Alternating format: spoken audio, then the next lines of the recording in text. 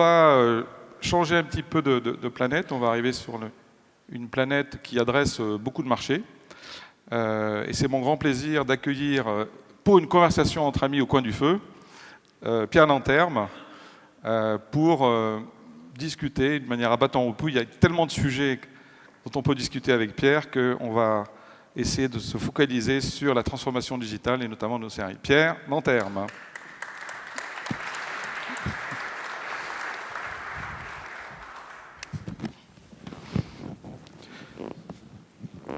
Bon, comment tu vas, Pierre, d'abord?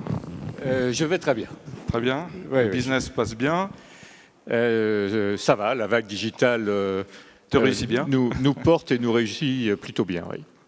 Alors, un des objectifs de cette demi-journée, notamment de notre livre, c'était réfléchir d'une manière prospectiviste sur 2025-2030, et on a établi 4 scénarios. Lequel te semble le plus, par rapport à la vision que tu as aujourd'hui dans ton entreprise, qui est au cœur du réacteur de cette transformation, lequel des scénarios te semble le plus plausible? Est-ce que c'est 1, est-ce que c'est 2, est-ce que c'est un peu tout? Comment est-ce que tu perçois le futur? Alors, tout d'abord, je voudrais dire que le travail est de grande qualité. Je le pense réellement. Et je trouve que ce travail de prospective a été extrêmement important. Et quand j'ai regardé les différents scénarios, je les trouve tous pertinents. Alors nous, c'est vrai qu'on travaille plutôt pour des très grandes entreprises, hein, celles du Global 2000. Et en fait, ce que l'on voit, et c'est vrai aussi pour une entreprise comme Accenture, toutes les entreprises utiliseront au moins 2 sur les 4. Rappelle les chiffres du groupe déjà, parce que ça évolue. Le nombre d'employés, le chiffre d'affaires. Oui, alors bon, le quart d'heure marketing, mais les 2 minutes plutôt. Donc Accenture, c'est aujourd'hui 30, je me perds dans les chiffres, ça va faire 33 milliards de dollars de chiffre d'affaires, 80 milliards de dollars de capitalisation boursière et 400 000 personnes. Donc, et une croissance depuis 2000, donc depuis 17 ans, une croissance moyenne annuelle de 8%. Donc, et un groupe en effet très orienté conseil et implémentation des technologies. Et depuis 2013, très engagé dans une rotation digitale, on en dira peut-être quelques mots, qui est certainement une des transformations, en tout cas les plus importantes qu'on ait jamais engagées chez Accenture, mais vu la taille de l'entreprise, sûrement une des transformations digitales les plus importantes tout court qui est engagée. Donc pour revenir sur tes scénarios, on voit bien qu'on va vers une combinaison de ces scénarios. Si je prends l'exemple de notre entreprise, c'est-à-dire toute entreprise doit regarder ses coûts. Donc le scénario low cost s'impose pratiquement, je dirais que celui-ci, c'est l'intangible, c'est l'incontournable. Aujourd'hui, pour être compétitif dans un monde qui est aussi transformant et aussi difficile pour les entreprises, il faut être absolument sur les coûts. Donc le scénario low cost, d'ailleurs nous on se l'applique, on a une partie de nos activités qui est dans le domaine de la maintenance applicative, de l'outsourcing, et on applique énormément toutes les techniques de robotique, d'automatisation. Et aujourd'hui, la plus grosse demande qu'on ait dans le monde en termes de services, c'est tout ce qui est robotic process automation. Donc on est vraiment là dans le scénario leverager le cloud, leverager l'automatisation des process, etc. Après, tu as les scénarios club. Alors j'aime bien, c'est la volonté qu'ont tous les acteurs et beaucoup d'acteurs, notamment industriels, mais on l'a vu dans le B2C, de créer des plateformes et j'allais dire de rendre leurs partenaires ou leurs clients plus dépendants de leur plateforme. Donc ça, nous aussi, on le pratique chez nous. Par exemple, on a ces 4 dernières années investi dans 4 plateformes qu'on vend as a service. Une plateforme sur Customer Insight, très orientée business to consumer. Une plateforme qui est Connected Platform as a Service, sur la base on développe des services connectés, notamment dans l'automobile, qui supportent un certain nombre de marques aujourd'hui pour développer leurs services connectés. Accenture Insight as a Platform, qui est toute notre plateforme Analytics, où pareil, tu envoies tes données, on fait les traitements algorithmiques et on fait payer ça comme un service. Et dans le cloud, c'est Accenture Cloud Platform qui provisionne le cloud public, private, hybride et qu'ils provisionnent d'une manière totalement transparente sur l'ensemble des providers de cloud pour les services. Donc ça, c'est la partie plus club. Et puis le tech, je pense que si on interrogeait l'ensemble des personnes dans la salle, tout le monde parlera d'open innovation, tout le monde parlera j'ai créé mes labs, plusieurs, je travaille en start-up, on a entendu le fonds d'investissement qui était présenté, 100 millions d'euros, qui est pratiquement la plaque un peu minimum à engager aujourd'hui pour être un acteur, c'est déjà beaucoup d'argent, pour être un acteur.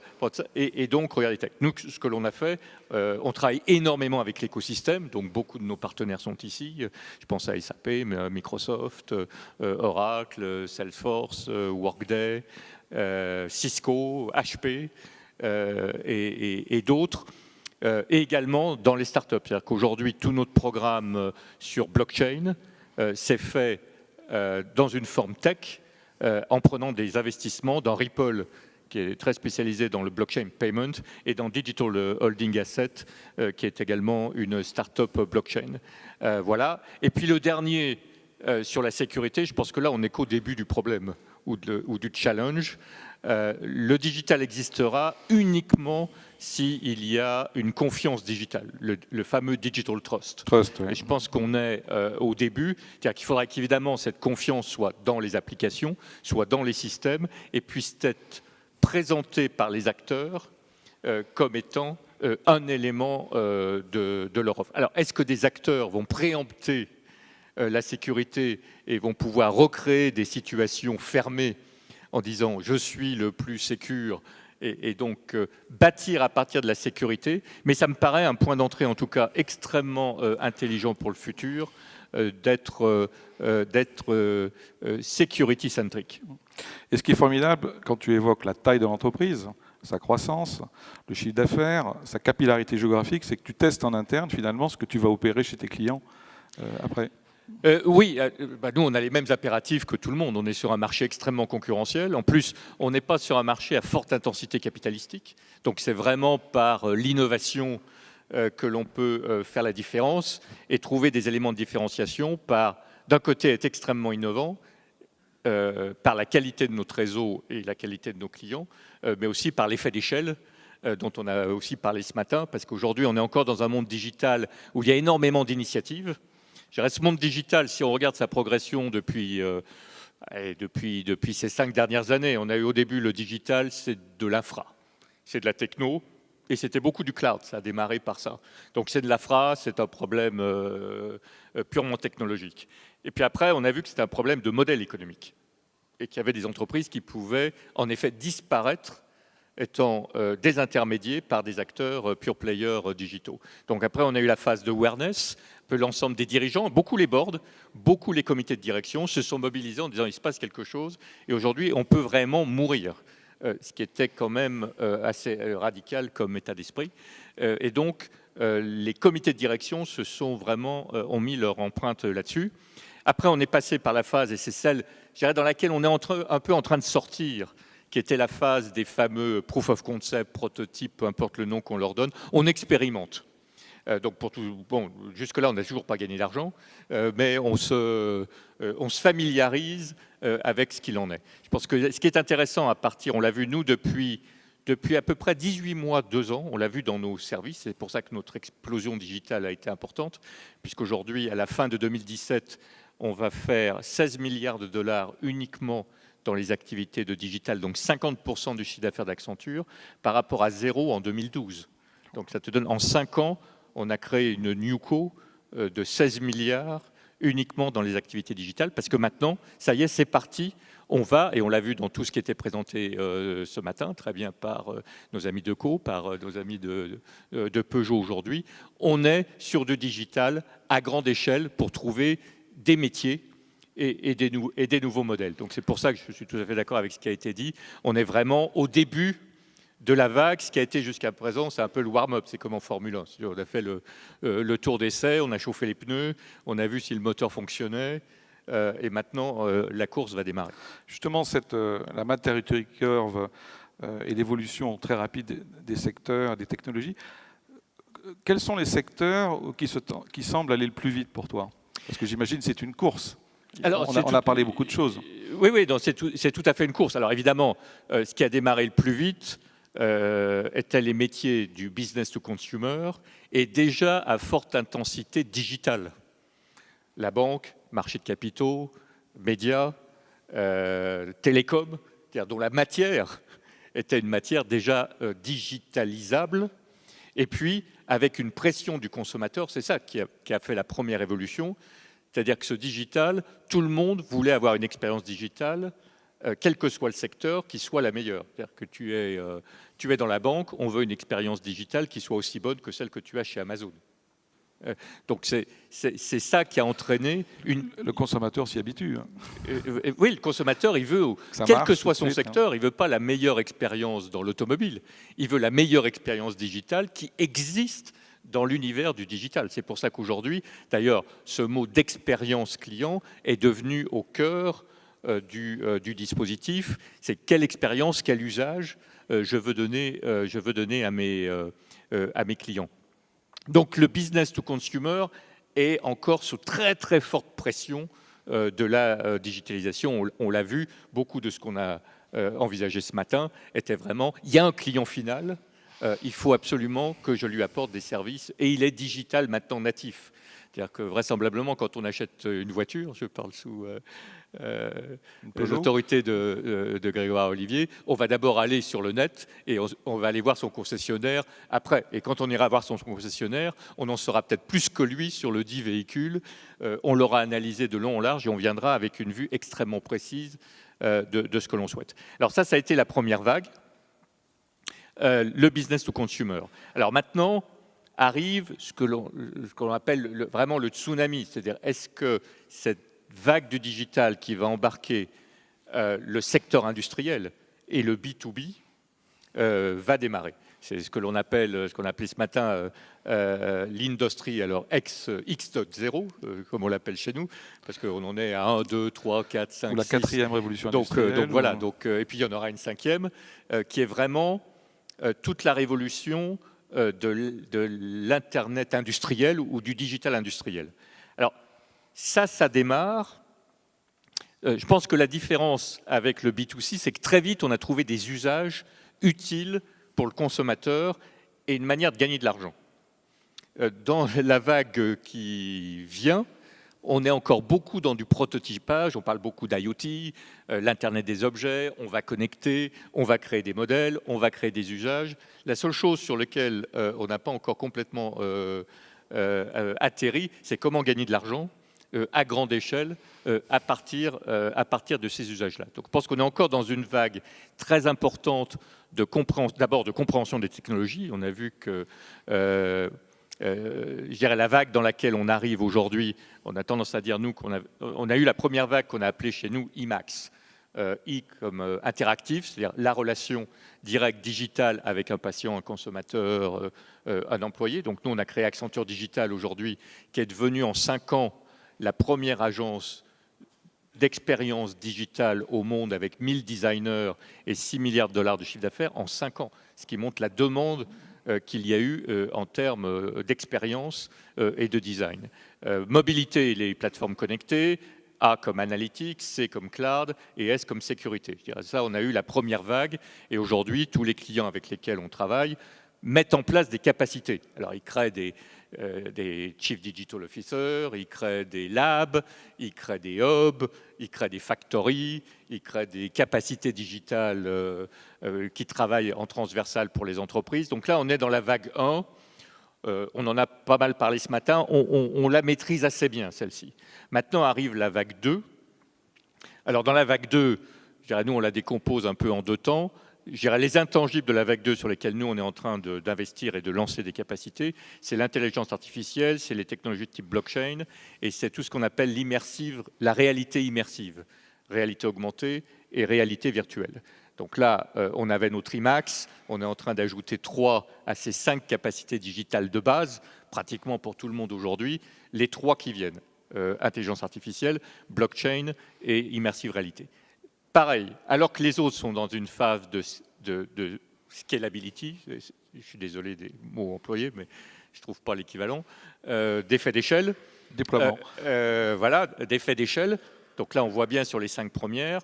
Les 3, on est encore dans des stades de prototypage, d'expérimentation, de comprendre comment on les utilise.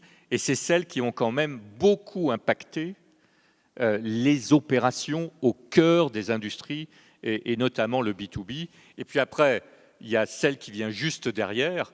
J'écoutais avec attention mon ami Thierry Breton et les autres orateurs, qui est en effet l'informatique quantique, c'est-à-dire où là, on rentre dans un espace qui sera lui-même complètement différent. Mais je pense que là, on a un espace devant nous à peu près de 5 à 6 ans sur ces technologies d'intelligence artificielle, machine learning, deep learning, les technologies blockchain qui vont permettre une décentralisation massive de ces fameuses bases de données géantes et coûteuses qu'on mettait au cœur des entreprises pour mettre l'ensemble des informations et des données.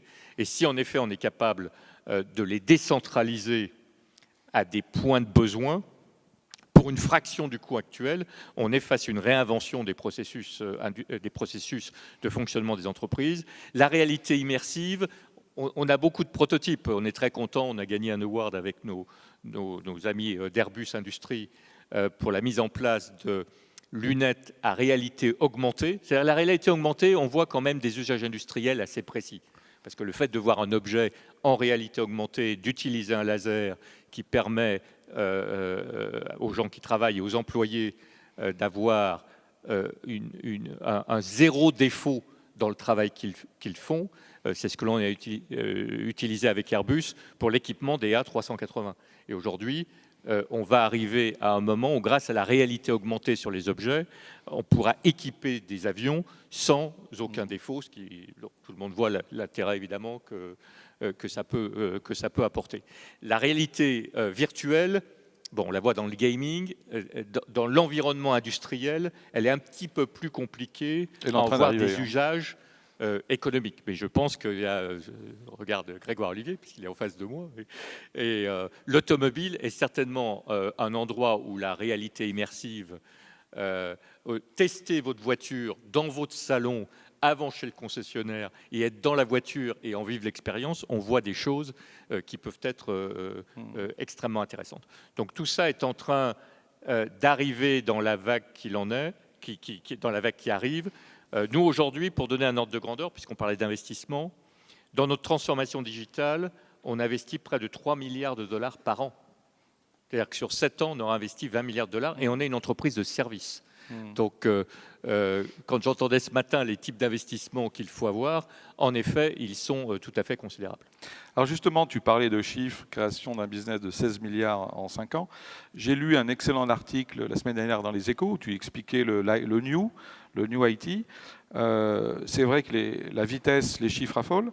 Parlons des personnes maintenant. Comment est-ce que chez Accenture, vous impliquez les personnes, vous les aidez, et comment arrives-tu à avoir des compétences pour justement embrasser le challenge, les motiver, les embarquer, etc., vu l'effet de masse incroyable et la vitesse? Alors, en effet, le côté people, voire le côté humaniste, et j'ai lu l'arrivée de Stéphane Richard pour ton coup, parce que Bonjour Stéphane. J'étais à son événement où Stéphane a annoncé les nouvelles offres, et j'en profite parce que j'avais énormément apprécié l'ouverture que tu avais faite devant le public en donnant une dimension extrêmement humaniste au digital et à la technologie. Et nous, Accenture, mais c'était le cas également, on entendait Satya Nadella, on est complètement dans cette ligne-là. C'est-à-dire que l'idée de la machine qui va prendre sur l'homme, McPhee et ces théories sont intéressantes. Moi, je n'y souscris pas, d'abord parce qu'elles ne me plaisent pas sur le fond, donc je trouve ça pas intéressant. On est là pour apporter un bien-être et un développement à la société, et la société est composée encore d'hommes et de femmes. Et puis par ailleurs, je pense que c'est fondamentalement faux. En revanche, je crois beaucoup plus à ce qu'on appelle une démarche d'humanité augmentée. Alors le terme peut faire aussi peur qu'autre chose, mais de fait qu'on va aller avec une coopération entre l'homme et la machine digitale, le robot, d'un différent niveau, mais ce n'est pas très nouveau. Avant, tout le monde aujourd'hui a un ordinateur portable, a un smartphone, sauf qu'il était plutôt servant de l'homme. Aujourd'hui, on va franchir un niveau où la machine va être plus un partenaire qu'un servant au sens serving. Donc un enabler, et va être un partenaire plus intelligent. Mais je pense qu'on est dans cette relation-là. Je partage complètement la vision de Satya par rapport à ce qu'il disait. C'était le thème de Davos cette année. Là-dessus. Et après le début de la 4e révolution de Davos, je pense qu'en effet, il y a un besoin de responsabilité. Et c'est pour ça qu'on parle beaucoup pas trop vite, pas trop loin. Responsible Artificial Intelligence, c'est-à-dire de rendre ça à un usage positif pour la société. On travaille beaucoup d'ailleurs sur des initiatives qu'on appelle, alors, désolé pour le jargon, mais Tech for Good, c'est-à-dire de démontrer à l'ensemble de la société qu'on peut utiliser ces technologies, en effet, pour faire que les sourds entendent et que les aveugles puissent lire. Donc on a beaucoup de programmes là-dessus, parce qu'aujourd'hui, les technologies digitales ont un côté extrêmement anxiogène. En gros, ça fout la trouille de dire ça va changer la société, ça va changer l'homme, on va perdre nos jobs.